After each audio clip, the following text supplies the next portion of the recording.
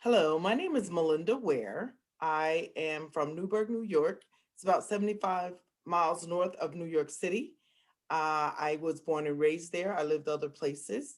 I matriculated through school there from little girls all the way through college at Mount St. Mary College. I received my undergrad in marketing and my master's in business administration. I am an artist. I would like to say inspiring artist. I'm not totally what you would say have a studio, but I have been in several shows and I really, really enjoy the arts.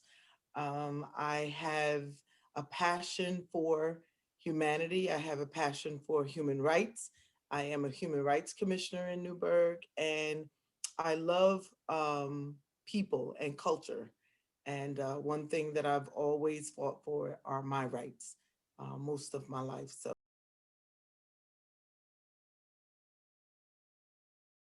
I grew up in a family where my mom was a youth leader. So I watched her activity all my life. I've watched her as a community activist. I've watched her as a humanitarian. I've watched her feed whole neighborhoods and support programs where there was youth development. And in doing that, my mom had me very involved with a number of things. So I really, really enjoyed growing up. Actually, I didn't enjoy it. I have to be quite honest. I didn't enjoy it. But as I grew up and I recognized the value of who she was in my life, she passed away when I was 23. And I realized the value that she brought to my life. And I began to disseminate that in my work in my community. And I love it. And I was a natural at it. And I also just loved um, being part of a system of caring. And I never walked away from it. So those are some successes that I've had and what I've been really passionate about in working in my community.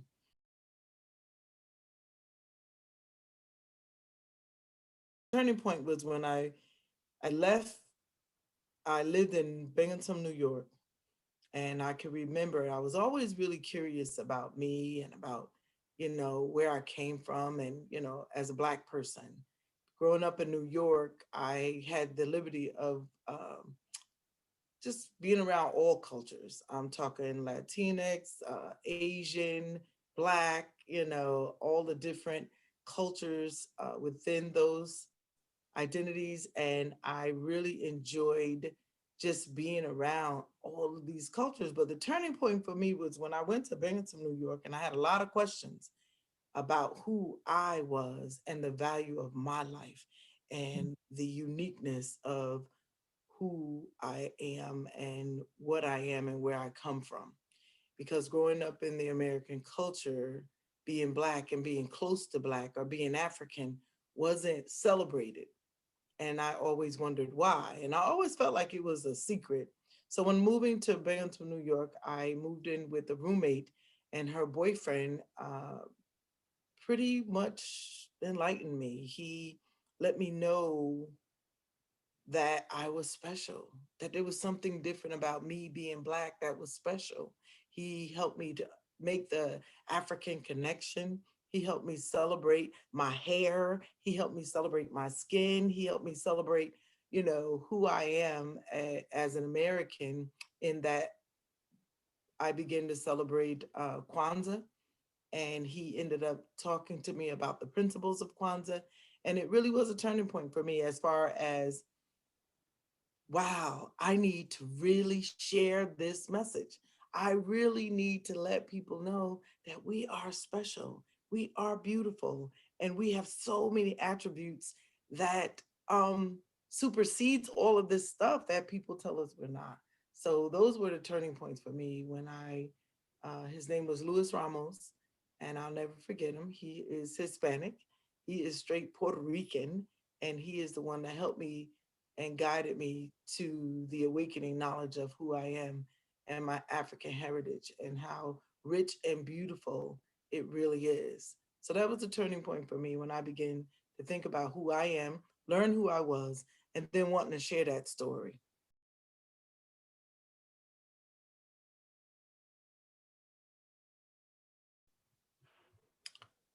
Well, let's start with diversity inclusion. And I'm understanding it more and more as I walk on this journey that I'm on recently with Cornell. And what I see is that we're doing a pretty good job at diversifying, and we live in a more diversified communities.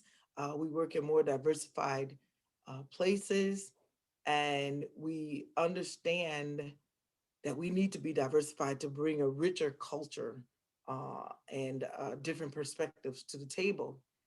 But I do believe that what I see in the future and what I would like to see is more inclusiveness. Everybody being included. I celebrate you and your culture. You celebrate me and my culture. And the disappearing of the caste system, which Mm, I consider now that I have a larger vision, thanks to Isabella Wilkerson on her and how she's so eloquently exhibited in her book. I now envision this caste system as a skeleton, and that skeleton needs to be torn down. That skeleton needs to be seen for what it is. It doesn't need to be hidden anymore in a closet. It needs to be wide open. And as we move forward, I want to see that disappear. I want to see, I really, really, really can see a future where that part of our life, if it should disappear, I think that's what I would want to see it as a future um, thing for society, that we move forward and the caste system disappears.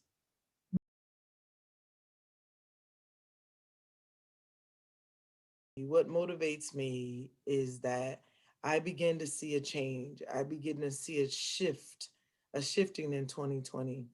And it motivated me and it inspired me and it gave me great hope that things are really beginning to change, that people are beginning to listen.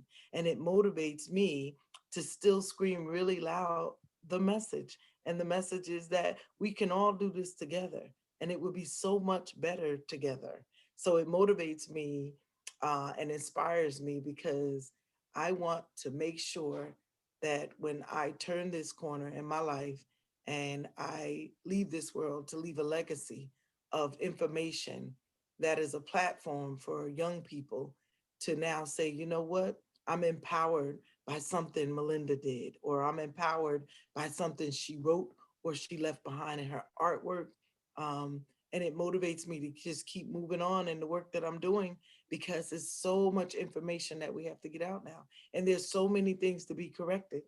And there's so many things we have to share with young people so that, it won't die away and be forgotten again. So it motivates me to share these stories, to know that things change and things are shifting in the air. Something is happening and people are becoming aware. And I am motivated to continue and to even scream louder than I ever have before about the change that needs to happen so that we all can live. And I'm not, I'm not one of these people that believe that, utopia will happen. We're always going to have challenges. And I believe they all come to make us strong. They all come to make us better. But I do believe that with all of us included, everybody included, we can just get there so much better together.